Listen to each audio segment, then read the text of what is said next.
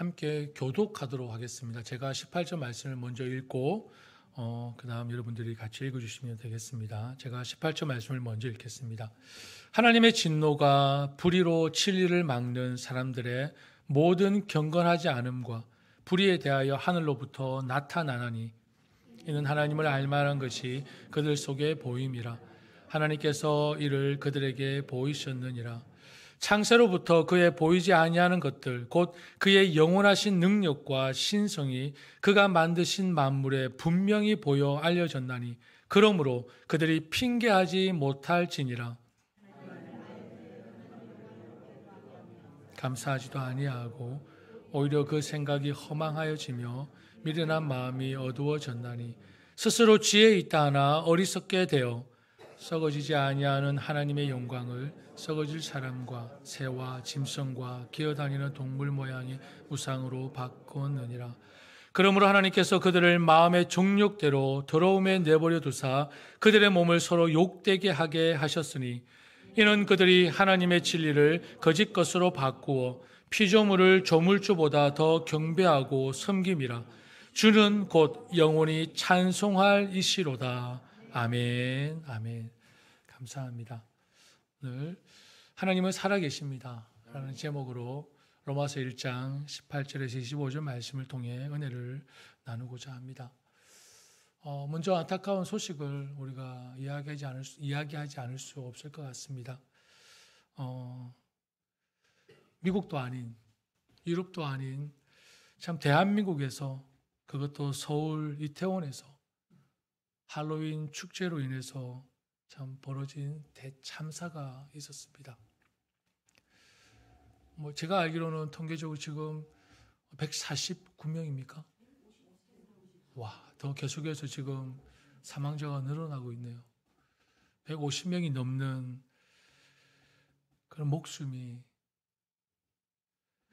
참 끔찍한 일이 한국에서 벌어졌습니다. 너무나 아프고 가슴이 찢어지는 사건입니다.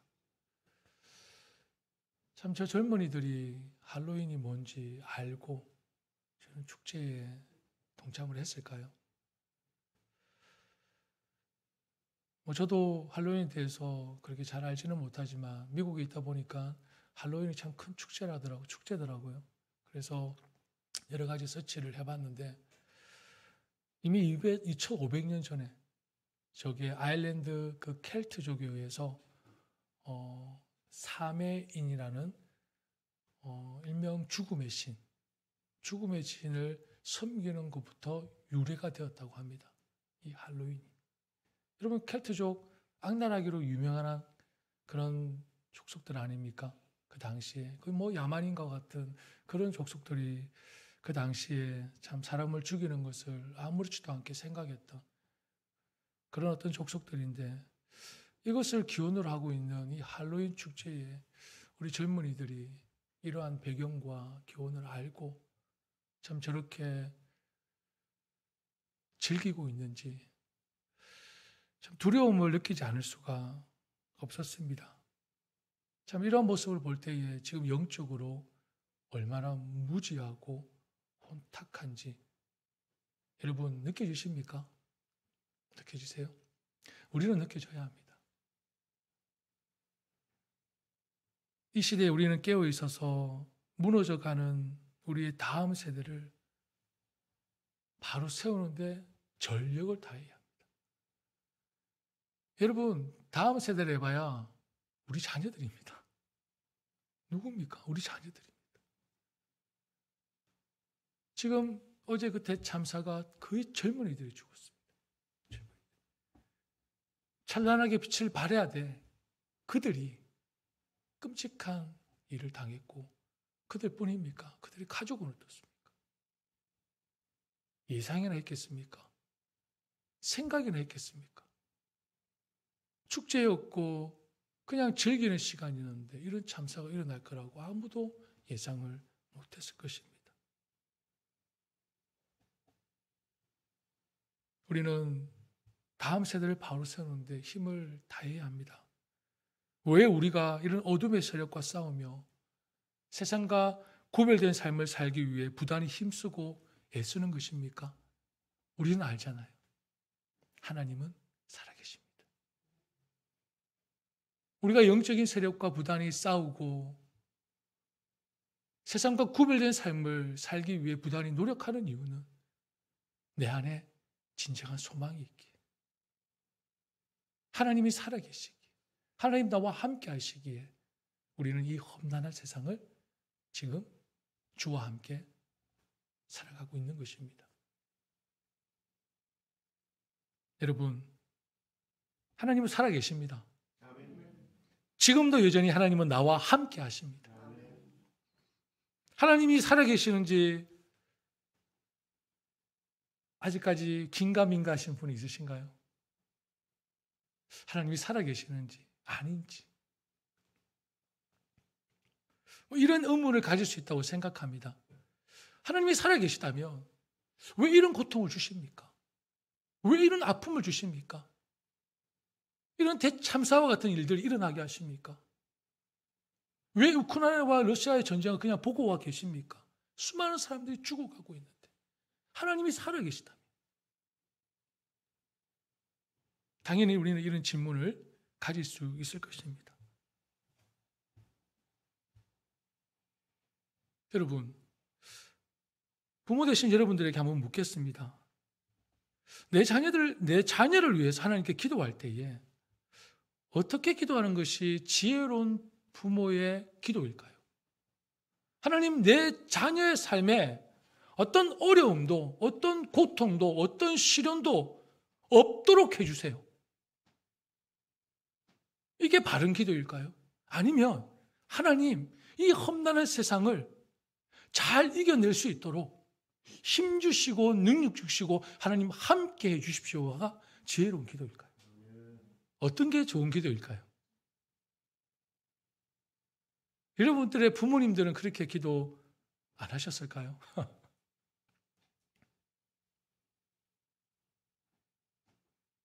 내 자녀를 온실 속에 화초처럼 키우는 것이 결코 자녀를 건강하게 키우는 것은 아닙니다. 이 험난한 세상 가운데 잘 이겨내도록 인격이 자라고 성품이 자라고 그리고 마음이 강해지도록 아이들을 양육하는 것이 지혜로운 부모의 모습일 것입니다.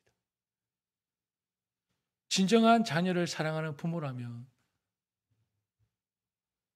고기를 잡아주는 것보다 고기를 잡는 법을 가르쳐주는 것이 마땅할 것입니다.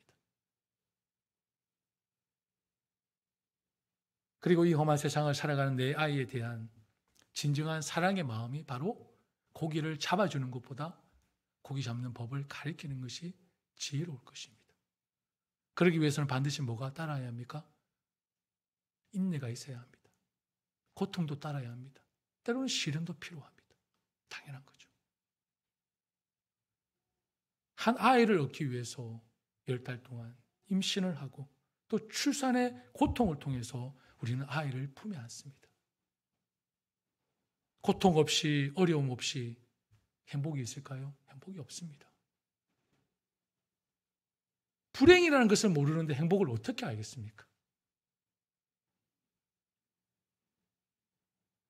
고통 없이 어려움 없이 어떻게 성숙이 있고 성장이 있겠습니까?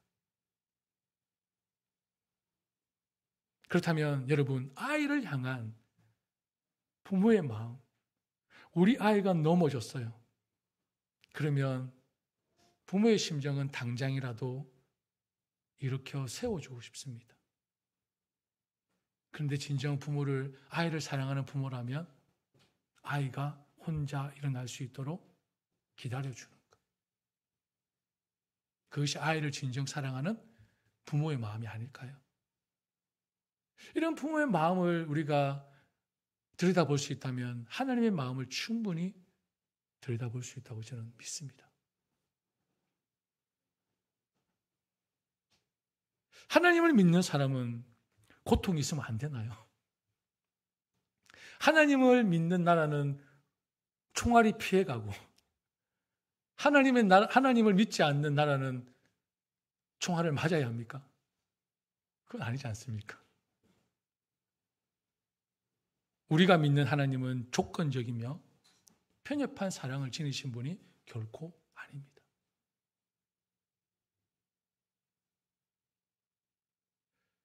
(2014년에) 미국에서 개봉되어 전미 박스 오피스에 10위권 안에 4주 동안에 들었던 기독교 영화가 하나 있습니다. 저도 1편은 봤습니다. 시리즈로 나와서 2편, 3편은 제가 못 봤는데요. 1편을 보고는 저도 마음에 그대로 그 장면들이 남아 있습니다. 제목은 신은 죽지 않았다라는 영화입니다. 기독교 영화입니다. 하나님의 존재를 믿는 주인공이 대학에 입학했습니다. 그리고 철학 수업을 듣습니다. 근데 그 철학 수업의 교수가 무신론자였습니다. 신의 존재를 믿지 않는 교수였습니다. 교수는 수업 첫날부터 레러 용지 100지를 나눠주면 모든 학생들에게 나눠주면서 적으라고 합니다. God is dead. 신은 죽었다 라고 적고 그 밑에 서명하라고 합니다. 사인하라고 합니다. 그런데 모든 학생들이 God is dead라고 적고는 서명을 합니다. 그런데 유일하게 글을 적지 않은 한 사람이 있습니다. 바로 주인공 남자입니다. 교수는 서명을 하지 않고 반론을 제기한 주인공에게 그렇다면 신의 존재를 증명해라. 증명하지 못하면 F학점 주겠다. 박제를 받게 되면 주인공은 그 과목 때문에 자신이 들어가고자 했던 법대에 진학하는데 어려움이 생깁니다. 고민이 됩니다. 갈등이 됩니다. 이제 마음이 힘들어집니다. 여러분, 만약에 나에게, 여러분에게 이런 상황이 일어나면 어떻게 하시겠습니까? 어떻게 하시겠습니까? 하나님은 죽었다. 이름을 쓰시겠습니까?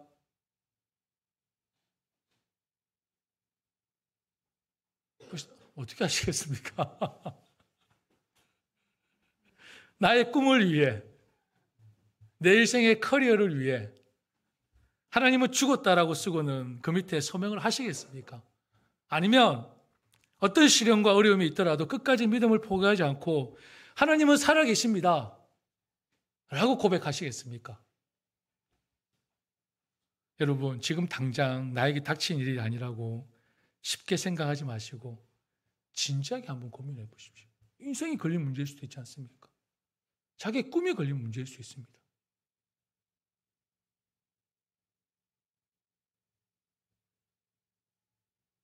여러분, 성경에 보면 하나님은 없다라는 말씀이 있습니다. 시편 14편 1절 말씀에 보면 어리석은 사람은 마음속으로 하나님이 없다 하는구나 라는 말씀이 있습니다. 하나님이 없다. 전제는 무엇입니까? 어리석은 사람은 하나님은 없다라고 합니다. 요즘 신이 없다고 주장하는 무신론자들이 증가하고 있답니다. 많아지고 있다고 합니다. 무신론은 우리가 잘 알고 있듯이 신이 없다. 믿음은 필요 없다. 오직 유일한 믿음은 누구다? 나다. 그게 무신론입니다. 나 중심. 이런 무신론이 증가하고 있는 이유는 여러 가지 이유가 있겠죠. 과학의 발달, 의학의 발전, 정보력이 강해지고 있습니다. 정보화 시대에 살고 있기 때문입니다. 정치적으로 볼 때도 공산주의, 사회주의, 제국주의, 민족주의에 이런 무신론자들이 더 증가하고 있는 추세입니다. 여러분, 신학에서도 있습니다. 신학에도 보면요, 사신신학이라고 있습니다. 사신. 말 그대로 신은 죽었다라는 학문입니다.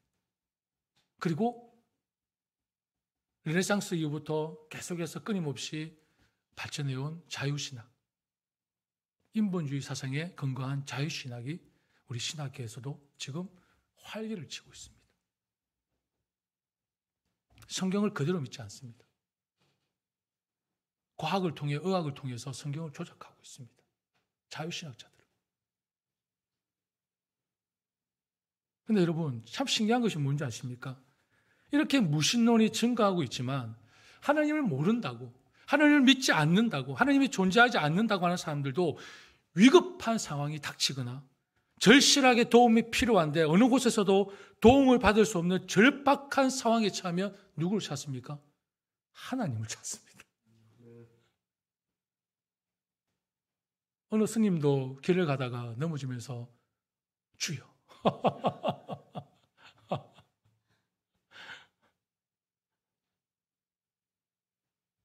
왜 이런 모습들이 사람들에게 나타날까요? 오늘 19절 말씀처럼 이는 하나님을 알만한 것이 그들 속에 보임이라. 하나님께서 이를 그들에게 보이셨느니라. 사람의 마음에 하나님께서 다 종교심을 심어주셨다는 것입니다. 예외 없이 모든 사람들의 마음에 종교성을 가지게 하셨다는 것입니다.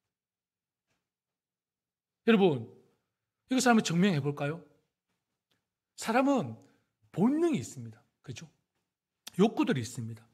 그럼 본능이 있다는 것은 무슨 말입니까? 그 본능을 만족시킬 만한 대상이 있다는 것입니다. 사람의 본능은 어떤 것들이 있습니까? 여러분, 가장 중요한 본능이 뭐죠? 그죠? 이거. 그죠? 먹는 거. 식욕. 그러면 식욕이 있다는 것은 그 식욕을 만족시킬 만한 대상이 있죠. 뭡니까? 뭐죠? 음식들이잖아요. 여러분, 뉴욕에 사는 걸 진짜 감사하게 생각하십시오. 여러분, 그 식욕에 얼마나 충실히 반응하고 계십니까? 아침, 점심, 저녁, 밤으로 이런 대도시에 사니까 그 우리의 그 본능, 그 식욕을 지금 충분히 반응하고 있지 않습니까? 그죠? 밤에 떡볶이가 생각나면 뭐 마음대로 해 먹을 수 있죠. 주문해서 시켜 먹을 수 있죠. 뭐 한국은 별천지입니다. 여러분, 그거 아십니까? 이런 사람의 본능, 식욕이 있어도 그것을 해소하지 못하는 사람들이 이 세상에 더 많다는 것을. 여건이 안 되니까. 먹을 것이 없으니까. 가난하니까.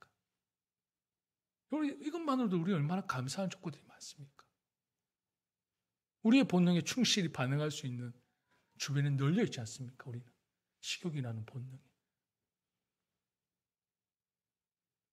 그리고 또 다른 본능은 무엇입니까? 사람에게는 관계적인 본능이 있습니다. 사교적인 본능이 있습니다. 그리고 그 관계적이고 사교적인 본능을 만족시킬 수 있는 대상이 우리는 존재합니다. 그뿐입니까? 사람에게는 성에 대한 본능도 있습니다. 하나님께 주신 귀한 선물입니다. 그런데 그 성 본능을 만족시킬 뭐가 있습니까? 남성과 여성, 이성이 존재합니다. 대상이 있습니다. 본능에는 반드시 그에 대한 대상이 있습니다. 반대로 생각해 보면 대상이 있기에 본능이 작용한다는 것입니다. 여러분, 빛의 고마움을 한번 생각해 보셨습니까? 하나님께서 우리의 눈을 먼저 만드셨습니까? 빛을 먼저 만드셨습니까? 빛을 먼저 만드셨죠. 그죠? 여러분, 빛이 있기에 하나님이 우리 눈을 만드셨다고 생각해 보신 적 있으십니까? 여러분, 빛이 없으면 우리 눈이 필요가 없습니다. 그렇지 않습니까? 빛이 없으면 아무것도 보이지 않습니다. 그럼 우리 눈이 뭐가 의미가 있습니까? 빛을 만드셨기에 우리의 눈을 창조하셨습니다.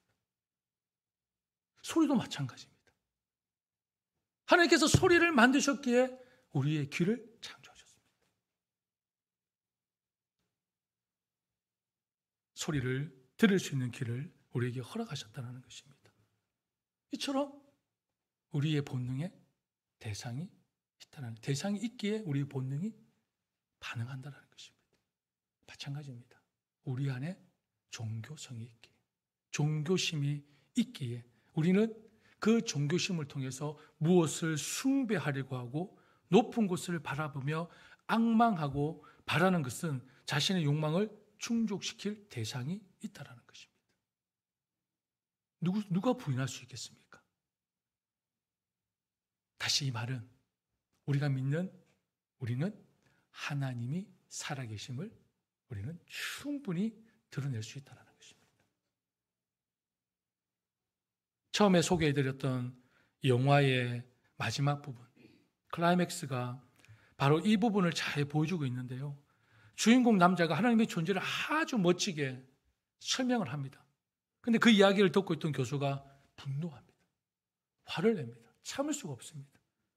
그러면서 학생이 교수에게 왜 그토록 화를 내십니까?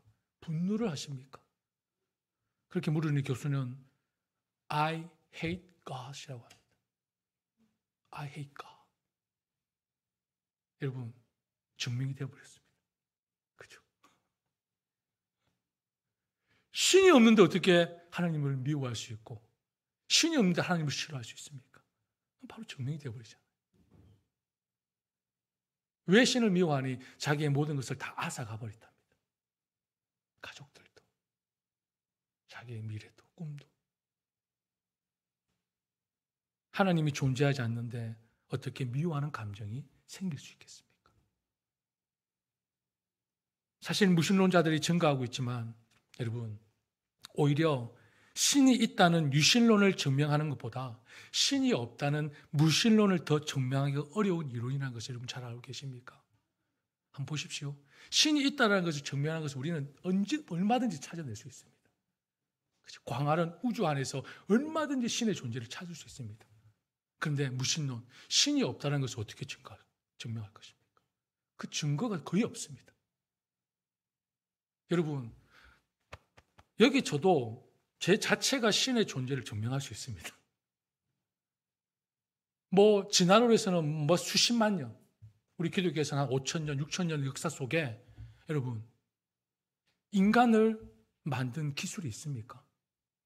아무도 없습니다. 기껏 만들어봐야 로봇입니다. 로봇. 형체만 비슷하게 만든 로봇이지 생명체를 만든 과학과 의학이 어디 있었습니까? 없었습니다. 내 자신 자체가 하나님의 증명입니다. 하나님 살아계심을 나타냅니다. 여러분, 이것만 해도 하나님을 충분히 증명할 수 있지 않습니까?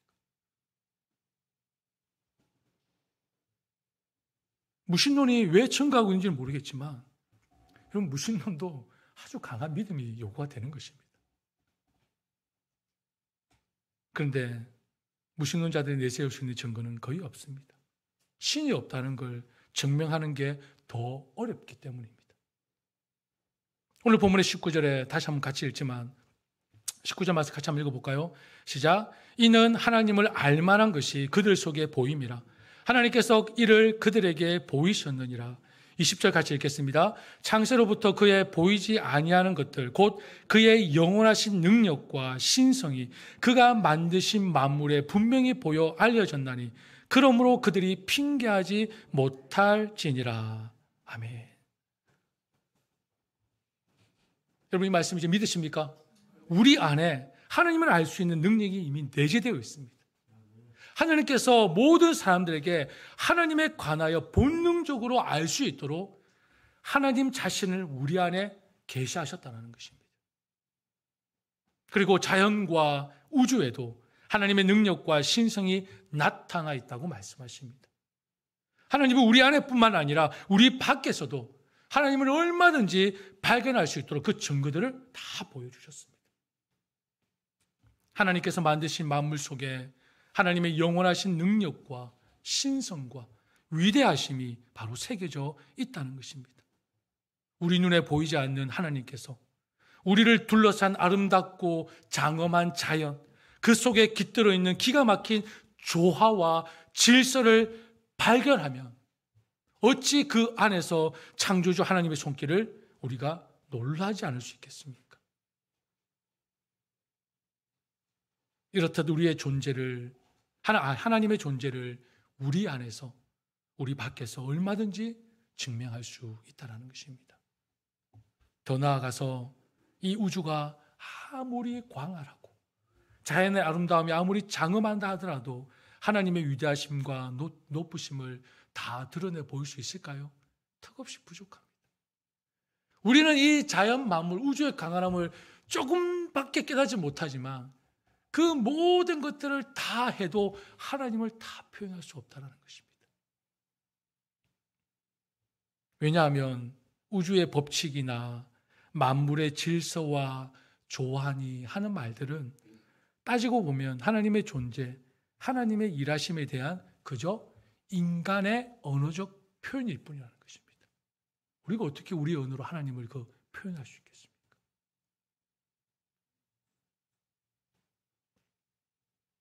여러분, 이렇게 하나님을 우리에게 드러내셨음에도 불구하고 성경은 이렇게 얘기합니다. 하나님을 계시하시고 나타내심에도 불구하고 성경은 분명히 경고하고 있는데 하나님의 존재를 부정할 것이라고 합니다. 제가 처음에 읽어드렸던 시편 14편 1절 말씀에 어리석은 자는 그의 마음에 이르기를 하나님이 없다 하는도다. 하나님이 우리 안에 우리 밖에 이렇게 수많은 증거들을 통해서 자신을 계시함에도 불구하고 하나님은 경고하기를 어리석은 자는 그의 마음에 하나님이 없다 하는도다. 여러분, 하나님의 존재는 증명하는 것이 아닙니다. 그죠? 하나님의 존재는 증명하는 것이 아니라 믿음으로 받아들이는 것입니다. 여러분, 수많은 과학자들, 수많은 의학자들이 신의 존재를 증명했습니다. 그런데 그들이 다 하나님을 믿습니까? 아니요. 아닙니다. 그러니 하나님의 존재는 증명하는 것이 아니라 하나님의 존재는 믿음으로 받아들이는 것입니다. 믿음으로 받아들이는 것. 히브리서 11장 6절 말씀에 믿음이 없이는 하나님을 기쁘시게 하지 못하나니 하나님께 나아가는 자는 반드시 그가 계신 것과 또한 그가 자기를 찾는 자들에게 상 주시는 이심을 믿어야 할지니라 말씀하십니다. 믿음입니다. 믿음. 증명이 아니라 믿음입니다. 믿음. 하나님은 자신의 모습을 온 세상 만물 가운데 그 존재를 계시하셨고 드러내셨습니다. 그러나 믿음의 눈으로, 믿음의 귀로 하나님을 보고 하나님을 듣지 못한다면 하나님을 인격적으로 결코 만날 수 없습니다. 세상 만물을 통해 하나님을 드러내 보이셨지만 하나님을 인격적으로 만나기 위해서는 믿음의 눈으로, 믿음의 귀로 보고 들어야만 하나님을 만날 수 있다는 것입니다. 20절 말씀에 후반절에 보면 뭐라고 기록되어 있죠? 마지막 부분에 그러므로 그들이 핑계하지 못할지니라.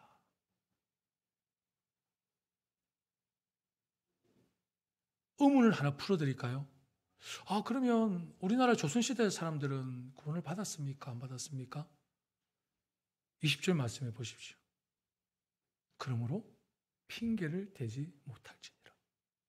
하나님은 각 사람 마음에 그리고 자연 만물을 통해 하나님을 이미 드러내셨습니다. 충분히 하나님을 발견할 수 있도록 하셨습니다. 그래서 하나님 그러잖아요. 그러므로 그들이 핑계하지 못할지니라. 여러분, 이 말씀을 집중해서 한번 보십시오. 이미 내 안에 그리고 자연 만물에 하나님의 능력과 신성이 계시되어 있기에 마지막 심판 때에 나는 하나님을 몰라서 믿지 않았습니다 라고 변명할 수 없다는 것입니다. 나는 전도받지 못했습니다. 핑계가 되지 않는다는 것입니다.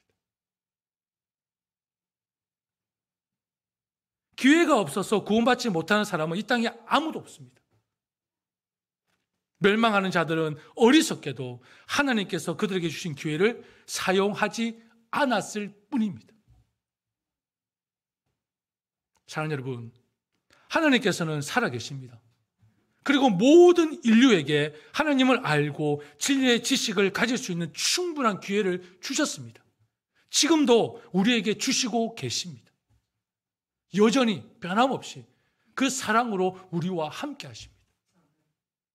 그렇기 때문에 아무도 마지막 심판 때에 이의를 제기할 수 없다는 것입니다. 열애가 없다는 것입니다. 변명할 수 없다는 것입니다. 25절 말씀을 같이 한번 읽어볼까요? 25절입니다. 시작. 이는 그들이 하나님의 진리를 거짓 것으로 바꾸어 피조물을 조물주보다 더 경배하고 섬김이라. 주는 곧 영원히 찬송할 이시로다. 아멘. 세상이 얼마나 악해져 가고 있는지 여러분 보고 계시지 않습니까? 말씀과 같이 세상이 그대로 흘러가고 있습니다. 창조주보다 창조주가 만든 것을 더 숭배하고 경배하고 섬기는 시대입니다. 아니면 하나님과 그 내가 좋아하는 것을 평행선상에 두고 갈등하고 있는 시대입니다.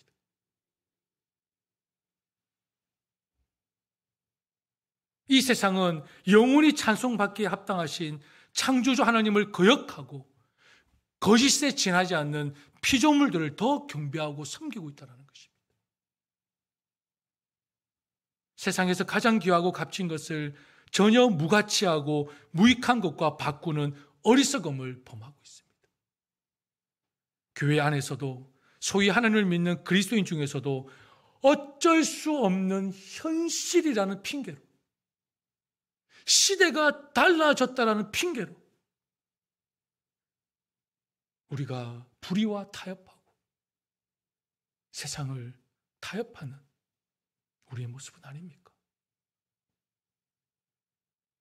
입술로는 변함없는 하나님이라고 고백하면서, 영원하신 하나님이라고 고백하면서 어쩔 수 없는 현실이라고 핑계대고 세상과 타협하는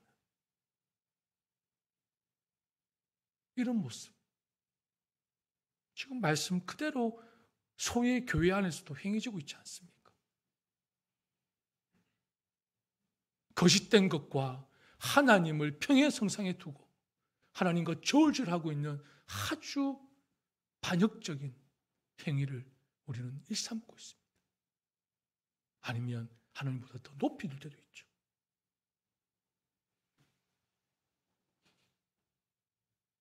여러분, 우리는 하나님께서 지혜를 주시지 않습니까? 지혜. 그것도 세상이 알 수 없는 성령의 지혜를 우리에게 허락하셨습니다. 당장 눈앞에 보이는 잠깐의 이익, 그 즐거움 때문에 여러분 더 큰 손실이, 돌이킬 수 없는 결과가 기다리고 있다고 생각지 않습니까? 내 잠깐의 기쁨 때문에, 내 잠깐의 이익 때문에, 내 잠깐의 즐거움 때문에 더 큰 손실이, 돌이킬 수 없는 결과가 기다리고 있다고 생각지 않습니까? 여러분, 이 말씀을 잊지 마십시오. 주님 우리에게 주신 기회입니다. 지금이. 이 기회를 놓치지 말라는 것입니다. 하나님보다 우선순위에 있는 것이 뭐가 있습니까? 하나님, 조금 더 벌어놓고 나서, 하나님, 내 자녀를 좀 더 키우고 나서, 하나님, 좀 이까지는 내가 하고 나서 하나님, 잘 섬길게요. 근데 그런 기회가 주어지면 다행일 것 같습니다. 근데 그런 기회가 오지 않으면 어떻게 하시겠습니까? 그럼에도 하나님께 핑계를 댈 수 있겠습니까, 우리가? 모든 우주 만물의 유일한 창조주이신 하나님께서는 오늘도 우리에게 생명과 호흡과 만물을 공급하시는 신실하신 분이십니다. 그러니 창조주가 만든 것을 나란히 놓고 저울질하는 것은 당연히 우리는 하나님을 거역하고 하나님을 부인하는 것입니다. 여러분, 이 세상에 단 한순간도 빠짐없이 계속 찬송과 영광을 받으실 분이 있다면 그분은 누구십니까? 하나님 한 분밖에 계시지 않습니다. 단 한순간도 계속해서 빠짐없이 찬송과 영광을 받으실 분이 있다면 그분은 유일하신 하나님 한 분밖에 계시지 않습니다. 하나님은 살아계십니다. 하나님은 살아계십니다. 살아계신 하나님을 믿는 믿음으로 여러분 세상을 이기며 주의 영광을 온전히 드러내는 오직 하나님만 찬양하는 한순간도 하나님의 존재를 잊지 않고 하나님만을 높이는 거룩하고 복된 삶이 되시기를 축복합니다. 우리 함께 찬양하겠습니다.